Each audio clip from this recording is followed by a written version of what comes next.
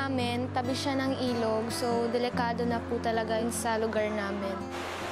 Nung time po na kaya sumali po ako sa The Voice para po mabilhan ng bagong bahay po yung pamilya ko. Yung live shows, nag-aaral po ako ng mga bagong kanta. Joanna, bakit ito ang napili mong kanta? Kasi po, gusto ko pong i-challenge yung sarili ko na kumanta naman ng outfit.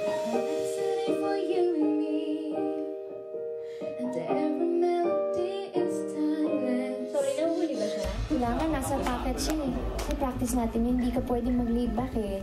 I've been hearing symphony. Yes! Before all I heard was silence. Pangarap ko ang mas magandang buhay at masayang tahanan.